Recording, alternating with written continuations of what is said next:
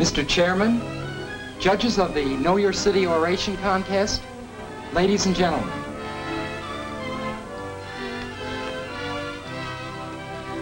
For the subject of my oration, I have selected my dad's company. My father has one of the most important jobs in the city. He's an overhead lineman for the Detroit Edison Company. And while it is true that my dad's job is extremely important, my many, many days of research throughout the various departments of the Detroit Edison Company made me realize that there are other departments that can be considered almost as important as the overhead lines. That ought to get 'em. The committee goes for that stuff about doing lots of research. Ready, time for bed. Okay. Scram.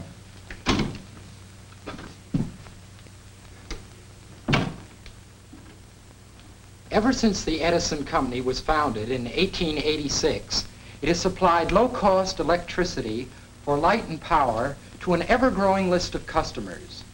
Today, it serves more than 3 million people, supplies 95% of the power needed to run Detroit's great factories. Hi, Dad. Just practicing my speech for the oration contest. Fine. Sounds pretty good. Is it all finished? 3/4 practically. I've changed it though, made it a lot broader in scope. Oh, a lot broader in scope, huh? Well, maybe that's a good thing. Only I thought your story on electricity, the silent servant, wasn't bad. Yes, but nowadays everybody knows about that. Everybody knows that electricity lights the house, makes the toast, shaves your face, curls your hair, wakes you up, keeps you warm, heats the water, cooks the food, runs the radio.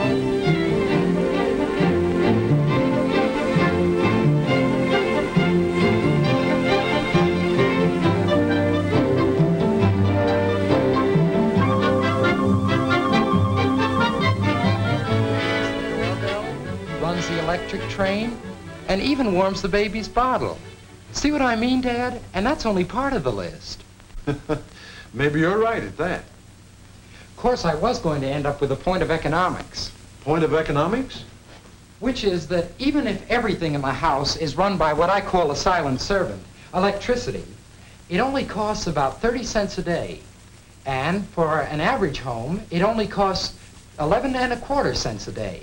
See what I mean about the point of economics? Yes, but if you want to talk economics, why not talk about the real point?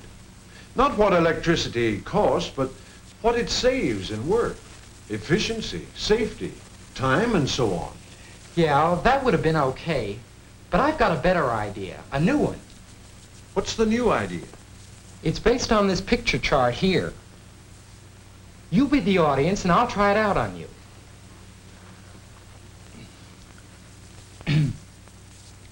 Electricity made by the Detroit Edison Company is the product of coal, air, and water.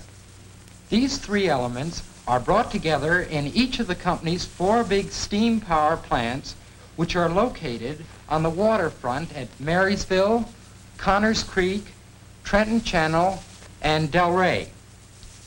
To produce electricity in 1 year alone, almost 3 million tons of carefully selected high volatile coal are brought to the company plants by trains or boats.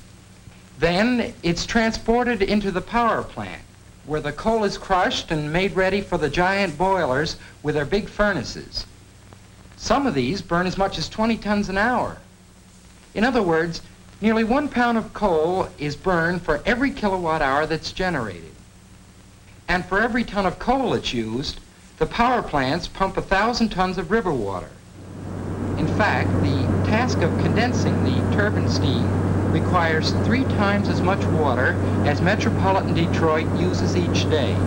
Each of the 4 power plants is equipped with many big steam turbine generators.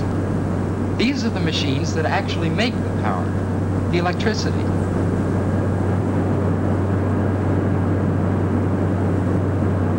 The amount of electricity generated in the company's 4 hydropower plants is relatively small, actually less than 1% of the total. Next door to the big power plants are what is known as step-up stations. complicated structures of steel with transformers, copper cables, and heavy overhead lines. The purpose is to raise the voltage or pressure of the electricity in order to most efficiently send it along its way over the miles and miles of high-tension wires that carry the power to the cities, towns, and villages. Next, the power is delivered to one of the company's 12 big step-down transformer stations. Naturally, the voltage has to be reduced before it can be used in the farms, factories, stores, and homes. So, the big transformers in the step-down stations reduce the voltage and again send the electricity on its way along the overhead lines and, whenever necessary, through the costly underground cable system. Then it goes to one of the neighborhood substations, where the voltage is again reduced. From here, the electricity at proper voltage is distributed throughout the community. Naturally, it takes a tremendous amount of special equipment for the Detroit Edison Company to supply electric service to its millions of users. And that leads me right into the next part of my oration. And what do you have in the next part? I found a lot of interesting information on the back of the company's magazines. See, now I want to talk about equipment. For instance, look at this. The company has to stock over 15,000 individual items. These vary from a common pin to a transformer that costs more than a house. See, Dad, there's a lot of good stuff here. Look at this one. There's enough wire in the company overhead lines to go around the equator 3 times. Boy! And it takes 3,500,000 gallons of insulating oil to fill the company's transformers alone. And look at this one. More than 5 million trees have to be kept trimmed so they won't damage the overhead lines. And look at this one on the number of lamp bulbs exchanged. Wait a minute, son. Is all this the kind of stuff you're going to have in your speech? Sure. I spent a lot of time gathering all this information. I know how many trucks they have. I know how... But this is what I mean. After all this research, it's too bad you didn't see the company. Especially since that's what you said you were going to write about. But this is all about the company. I said I Look, was... son, here's what I'm getting at. The Detroit Edison Company is more, much more than just a big collection of costly power plants, buildings, trucks, transformers, and other electrical equipment. The thing that makes a company, any company, the thing that gives it, well, that gives it character, is the people in it.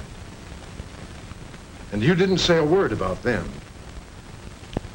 For example, you talked about the big coal piles instead of the men who handle all that tonnage. That takes skill.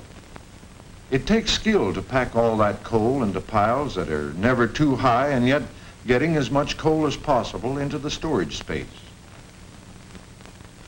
If you'd taken the time to talk to those men, you might have found out how important that job is. Those tons of coal have to be properly packed to avoid fires from spontaneous combustion. And while we're talking about skills, while you were in the power plant, you should have watched the men getting ready to start the fires in the big furnaces. Those furnaces are so big, the men get right inside and do the job right. And you have to know your stuff to run those boilers in a power plant. You have to know when to feed in more coal and when to cut it down. You have to have enough steam ready at all times for the turbines, ready and at the right pressure too. And did you listen to the hum of those big steam turbines? Probably didn't mean a thing to you. But to the men on duty, it means plenty. After years of experience, they can tell by the hum alone that all's well. Number 1 and 2 are turning at full generator speed. Number 3 is gradually picking up speed, ready to come in on the line with extra power.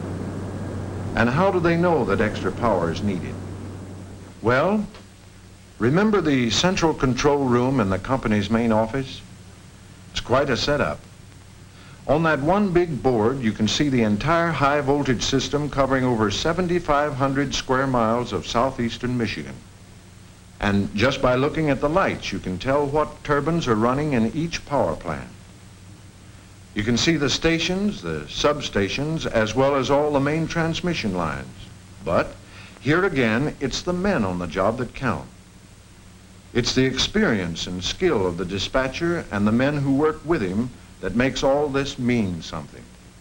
The best way I know to describe the load dispatcher's job is to say that he has to order the amount of electricity that the customers are going to need. Whenever a customer closes a switch to start production in a factory, turns on a range to start breakfast in a home, that customer is demanding the immediate delivery of electricity. And because Edison electricity can't be stored, must be made the very second it's used, it's the load dispatcher's job to order it for them and have it ready for split-second delivery. And how does he do that? Oh, but wait a minute. I could spend all day talking about the load dispatcher and his job. See, in addition to everything else, he has to watch the weather, the temperature, the date, the holidays, the clouds, and 1,000 other things. Because all those things influence the amount of electricity the customers may demand at any given time. Why, the load dispatcher even guards the accuracy of your electric clock there. Now, you said the Edison Company had a reputation for dependable service. Well, it's men like the dispatcher, the people who know their stuff, that make that possible. Just by looking at this one book, you can see that there are people with special skills all through the organization. Take the department heads, the managers, the men who actually manage the company.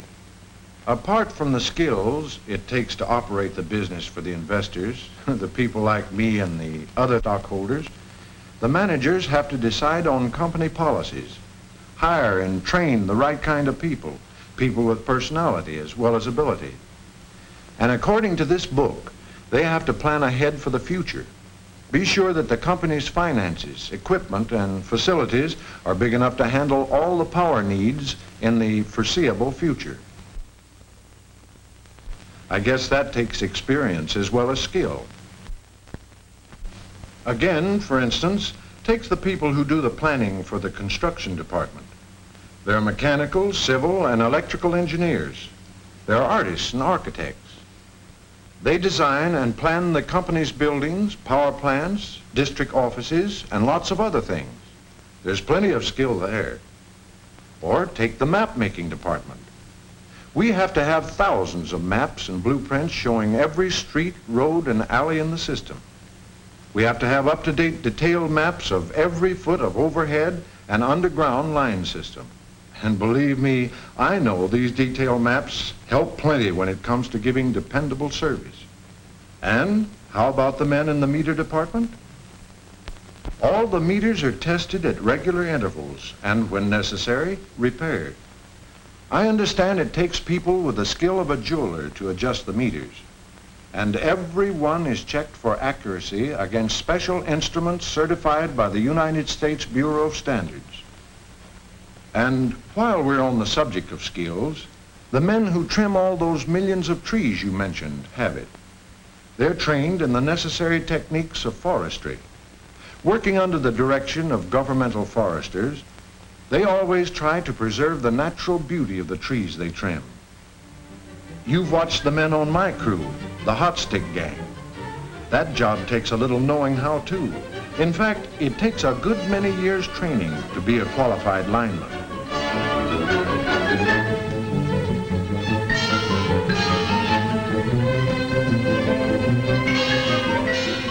But a lineman needs more than skill to do his job. After a little practice, the boys learn to handle the live wires with tools that are built into the end of long sticks.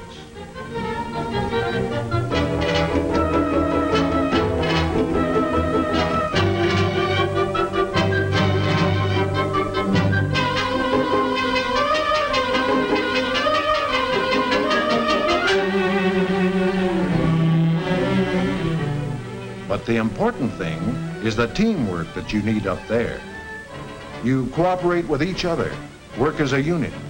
And what's more, you never get careless, because those are live wires up there.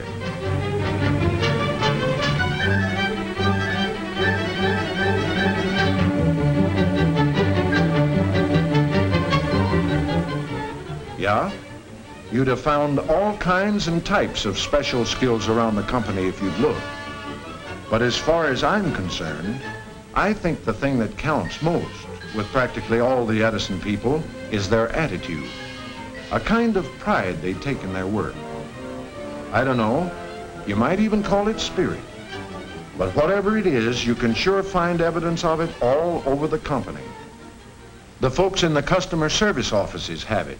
It's a friendly attitude of helpfulness that, well, for the lack of a better way of expressing it, seems to go beyond the line of duty.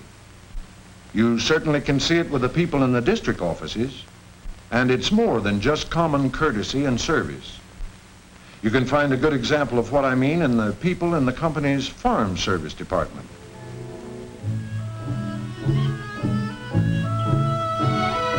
They don't stop with just doing a job of helping the farmer with his electrical problems, because the farm serviceman is more than an advisor.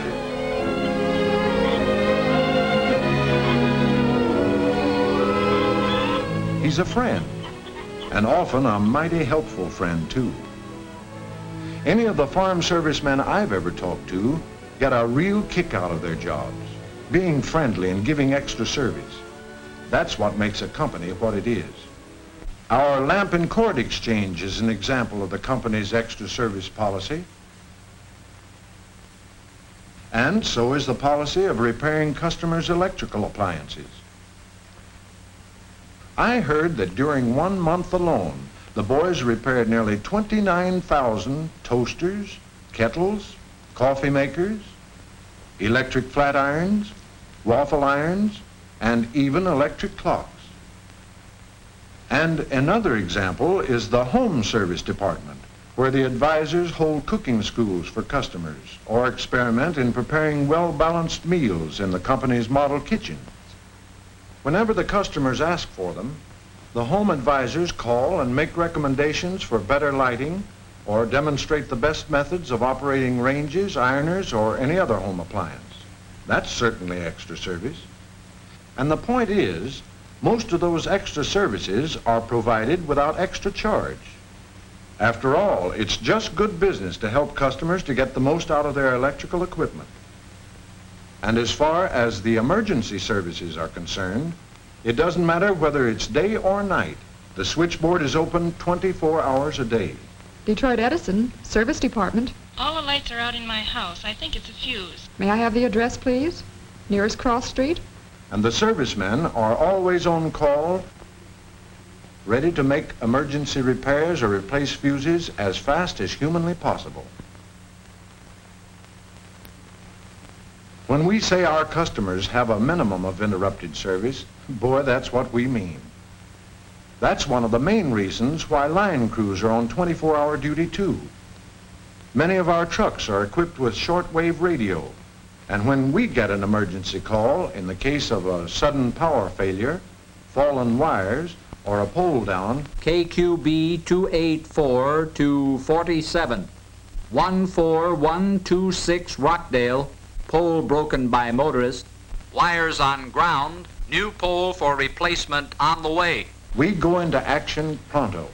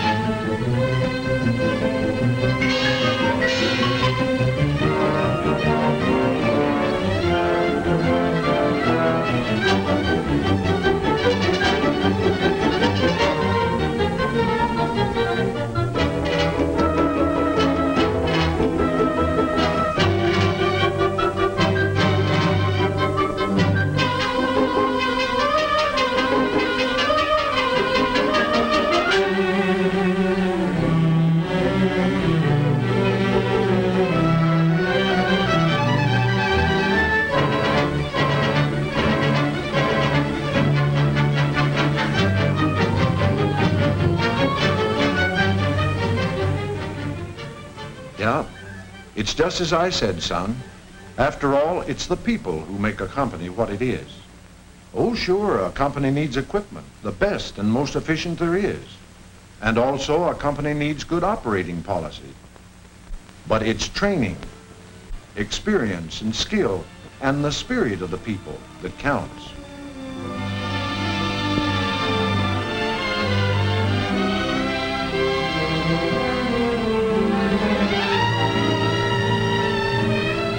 Anyway, all that is what I see as the Detroit Edison Company. Just ordinary folks like me who work there. You see, son, it isn't the fact that the company, or a man for that matter, is big or has a lot of physical possessions that counts. The thing that matters is how well you do your job, just how you cooperate with everybody else you work with, just how much you contribute to the enjoyment of living right in your own community. In other words, both a company and a man should always be judged, as I see it, by just how well they stack up as a good citizen. See what I mean, son?